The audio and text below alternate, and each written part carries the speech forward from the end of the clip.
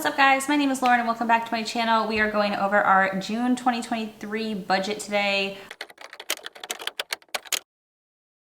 I'm a little bit late on this, but I still wanted to get it out for you guys because this is our first month of our budget being kind of back to normal after selling our house and with our new rent and everything. So let's take a look at where we've budgeted our income for the month of June. So for June, we are expecting total income of $9,473. And so let's see where we've allocated that for the month. Oh, and by the way, if you like this spreadsheet, you can get it for yourself. It'll be linked in the video description. It's in my Etsy shop. It comes with a detailed video tutorial and it's an instant download to Google Sheets, so you can download it and start using it right away. All right, next are pay yourself first, which is investing. For stock options, we've budgeted $226 to exercise some stock options that we have, which is one of our goals for the year. So $226 for total investing. For debt, nothing. This is the first month that we are debt free and there's no debt to pay in our budget, which is really nice. So let's take a look at expenses. First, we've got storage. We have a storage unit because we downsized from a house to an apartment. So we had to store some stuff. I do hope over the next year we can go back into that storage unit and keep decluttering. We got rid of so many things, sold so many things, donated so many things, threw away so much trash, and we still needed a big storage unit. It's just amazing the amount of stuff you accumulate over time. So we hope to downsize that over time, and we are allowed to move units to a smaller unit and pay less, like if we need less space. So maybe we'll do that or maybe we won't. But either way, I definitely want to keep decluttering that and getting rid of stuff, because when we filled up the storage unit, I was thinking like, I don't even want anything that's in here. Like, I don't even know what's in here. I don't even want it. And I know there's certain things that I do want that are like memories and stuff, but I took one box of the most important, like sentimental things and photos and stuff, and that's in our closet. It was one plastic bin, and the rest of it is just kind of like, take it or leave it. But some of it I got decision fatigue with because there were so many things to make decisions on, and we did decide to get rid of a ton, but some of it I was just like, I can't make a call on this right now, so let's just put it in storage. So anyway, that's the deal with storage.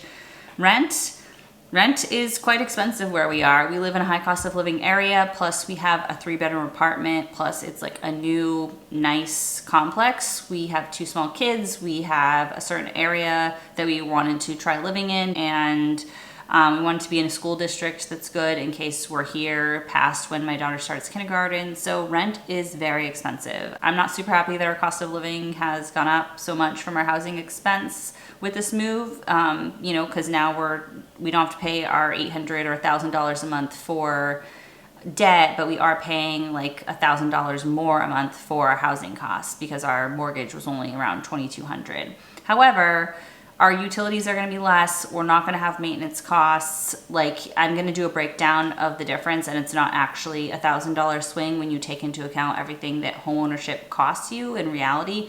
Your mortgage is like the minimum you pay, whereas the rent is the maximum you pay. So, you know, I feel really good about the decision. We are very happy in the apartment. It's way better than I expected. I tried to keep my expectations low so I wasn't like disappointed, but it is way better than we expected. And we're very happy here and can see ourselves staying here for quite a while, because we're just not ready to go through another move again. And also I am not willing to put ourselves back in a bad financial position. So we're not gonna buy until we absolutely know we're ready, that we can afford it and handle whatever the costs of homeownership are. Plus, with a mortgage, with rates what they are, like if we buy in this area, our mortgage will be higher than what the rent is. And so we're just not in a position to do that yet. So it is high rent, but it's less expensive than upgrading our home for sure. And it's not quite as much of a swing when you take into account all the differences. And like I said, I'll make a video on that. So let's take a look. Life insurance, we've budgeted $50. Like usual. Internet, $122. I think it's actually $128. I'm just gonna switch it to $128. Security system is $0 for June as well, and then we'll start paying that again for July. They gave us 2 months free when we moved, but we kept our security. And car insurance is $113. Cell phone, I've budgeted $500. I talked to you guys about this in my May budget recap, but I thought we're gonna have to buy out our Verizon like devices when we switched over to Xfinity, but it's not showing that we owe that amount. So I'm not sure if we're gonna have to pay that or not. So I just put in the budget just in case. Spotify's 10, groceries, $1,500. We have 5 weeks of groceries in June and we budget $300 a week. So feels like a lot, but that's what it is. That's the number that's been working for us. Gas, I did up it to $2.25 because gas, we're just going more places. We do have an annual fee for my credit card, my Chase credit card, I think it is. And I got that one to try to travel hack, and then we didn't use any of the points over the last year. So now we've paid $180 in credit card fees, but not used the points. So if we don't use the points this year and like get our money's worth out of it, I'm gonna cancel that credit card before we get charged next year. We have about $1,000 worth of points, so it's still gonna benefit us overall, but I just don't know how much we're gonna travel. Like, I wanna be the family that travels a lot and sees lots of cool places, but with 2 little kids, it's not really relaxing to travel because of all the stuff you have to bring and the nap schedules and everything. To be determined if we're gonna keep that card open next year, but for this year we decided to keep it and just see if we end up using it for points and how worth it ends up being. And then we always do $25 for miscellaneous, so $6,103 for total expenses that we budgeted for June. And then going over to our sinking funds, we haven't budgeted anything for the emergency fund or vacation fund. For spending, for me and my husband and my 2 daughters, we do $150 a month, but this month we also have to pay the annual fee for one of my daughters for cord blood banking. And so I budgeted $450 because that fee's $300. I think it's actually might be less, but just to be safe, I budgeted $300. And then for girls' activities in preschool, I budgeted $1,500. We usually do $1,000, but we had some extra money in the budget this month, which is nice because that hasn't happened in years because it always goes to debt. But yeah, extra money in the budget, so we put $1,500 towards preschool. And then for Miles' expenses, we always do $250. Miles is my cat. And then for gifts, we put $50. Car maintenance, $50. Apartment maintenance, I did $50. This will be for like if we need a new like trash can or shower curtain or something like that. So even though we don't have to do like maintenance on the building because we don't own the building in an apartment like we did with our house, there's still like things you need, and that's like, you know, what I see this money going towards. And then for utilities, I only budgeted $200. This has been $600 to $800 a month for the past like 6 months, it feels like. So yeah, I'm hoping this is enough. This is kind of what we were told utilities would be, so we'll see how accurate that is. Fingers crossed.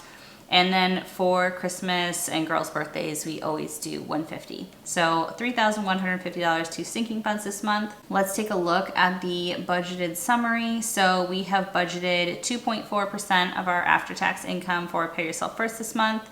And then 64.4% of our money is going towards expenses, and 33.2% is budgeted for sinking funds. So it's weird not having that debt in there. Like, I'm still getting used to it not having a purple section in there. It feels like there's something missing. Like, isn't there something we need to be doing? But there's not, because we took 3.5 years and paid off debt every single month, and now we don't have to do that anymore, which is amazing. As you can see here, oops, usually it says left budget 0, so I need to adjust it, so 220 here instead of 226. There we go.